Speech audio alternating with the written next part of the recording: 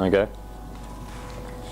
And again, if you have absolutely exhausted all of your, repertoire of skills and tools and things that you can try with the guy, you may have to give him something explicit. But my suggestion to you in that situation is take a video file and show him the video file and see what he thinks. Give him the opportunity to see it, because again, if you talk to him about what his front knee does, he might not feel it. The best way to do it is to give him that visual feedback of exactly what that is, and allow him to identify it and accept, oh, okay, you're right, that is what you were talking about. I didn't feel that at all.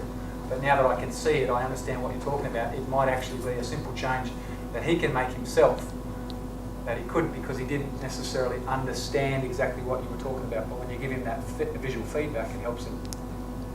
And always be, and well, we'll keep on harping on about it, but always be patient with that process. You always have to be patient with that process.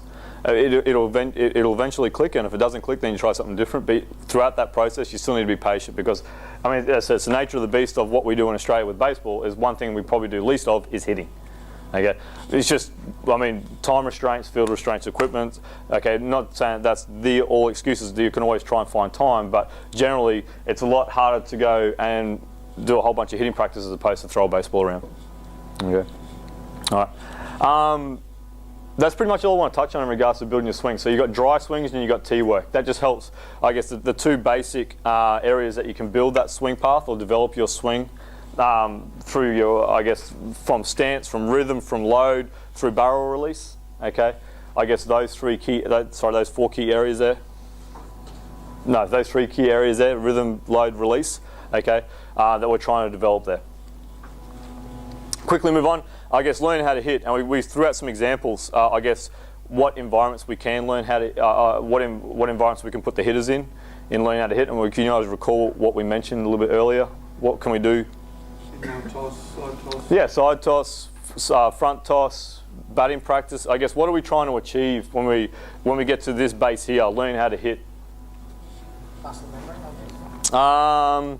Well, muscle. Yeah, you're right. So building your swing is real. This is all muscle memory. So identifying contact, I guess, in your happy zone, identifying in and out, up and down. You can still be using VP and flip and stuff for the sake of swing practice, but Get ready for the game.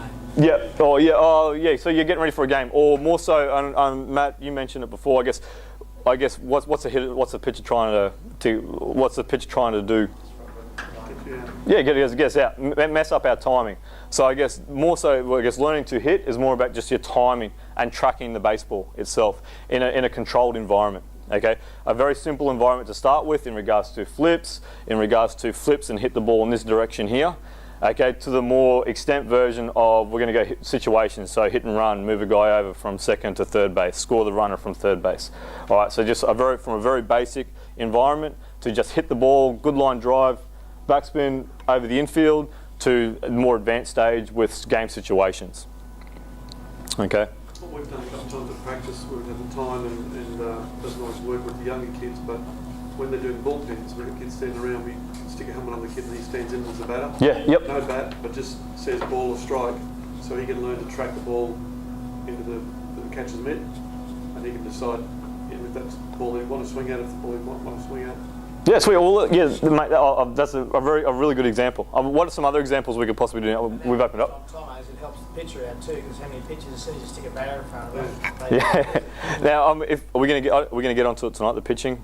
yeah, we'll So- go through it quick. Yeah, the pitching model is exactly the same. If you're familiar with the pitching model in regards to developing pitches, the exact same concept, the exact same idea in regards to that. So you're killing two birds with one stone in the bullpen. You can have a hitter track the ball, all right, in regards to learning how to hit at the early stages, and then you have the pitcher competing against the hitter, even though the hitter's probably not going to hit at that early stage, but you still have a hitter in the batter's box with just you've changed the environment, or you've changed the environment of the pitcher there. What is? Just on that, Connor's been in the States now, come up 6 weeks. He must have hours of that under his dog already. Tracking? Just down the bullpen. Yep. Is that right? Yeah. So the whole idea in regard the learn to hit, the gist of it is tracking and timing. So we're developing muscle memory and swing mechanics through building your swing. So dry swings, tee work, Okay, but now we're, I guess, implementing a moving ball now. Okay, so we go from a stationary ball to a moving ball. I guess is learning how to hit through BP, front toss, side toss, even bullpens through tracking.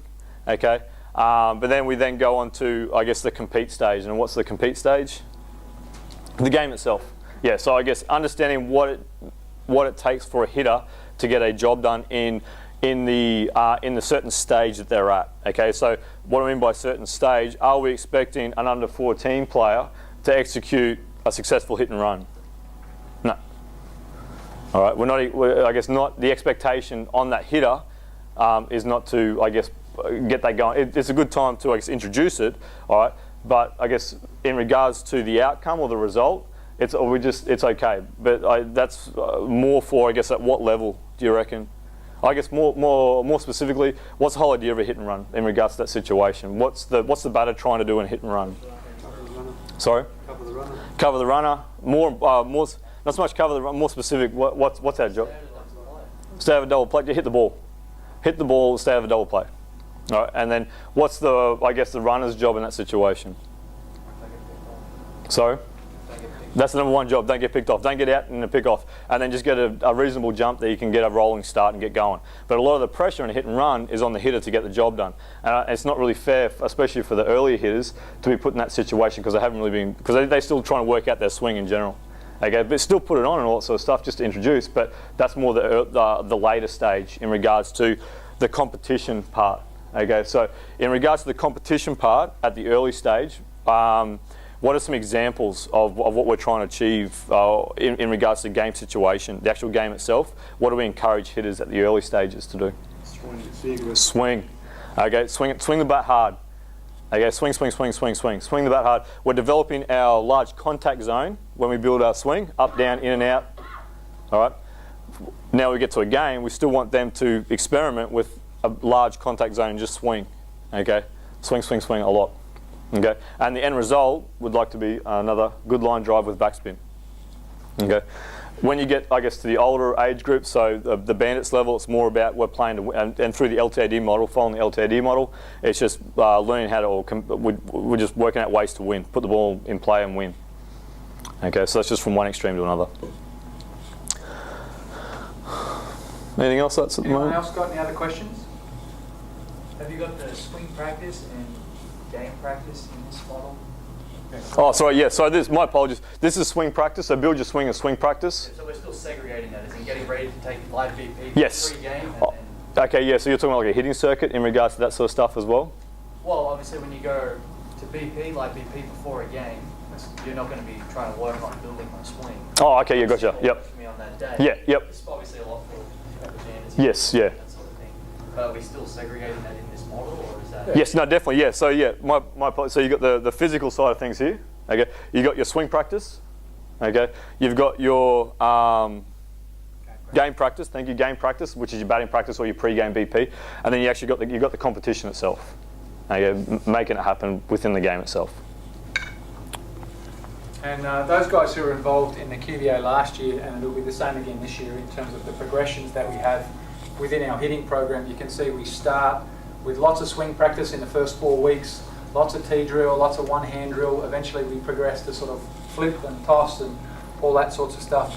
But then we start, sort of the middle of the program, we start taking a regular BP round where we're starting to, you know, the game practice type stuff, you know. Like I said before, you can still use BP as swing practice in certain situations, but there are other situations where it's going to be specifically game practice. And you know, once you're doing hit and run rounds and trying to hit balls behind runners and, you know, drive runners in from third base and all that sort of stuff, this is the game practice stuff that we're talking about. So we have a couple of weeks in the middle where we're really specific about that sort of stuff, learning the different situations that come up in a game and learning how to execute those situations. And then the last few weeks of the QBA, we've basically got competitive game situations. So we have a live pitcher throwing against a live hitter who's, if we've got enough players in that given session, we'll just break them up into 2 teams and basically play a game. If we don't, we'll just create that competition with, say, 4 hitters at a time, and, you know, pitcher and catcher and maybe a couple of guys in the field if need be, but the pitcher throws live against the hitter and he has to compete. He has to learn how to work out how to execute whatever the situation is on that day against this particular pitcher who's got a good fastball with a bit of sink and a good curveball or whatever it is. Have an approach, find a way to beat him and execute the task. You know, so again, that's that competitive stuff at the bottom, trying to learn how to beat your opponent, how to be successful, and how to find a way to have success, you know, in that given situation. So there's a very clear and distinct progression of this sort of process in the session plans. So keep an eye out for that as you get to it. Yeah, and it falls in line with, I guess, yeah, and Tom, the additional sort of stages 1, 2, and 3 just goes into a little bit more detail with what I just spoke about there. But that's just the whole gist of, I guess, of this model here, developing hitters. We follow this concept right here. Sweet. More questions about the hitting program? Sweet. All right. Well, it's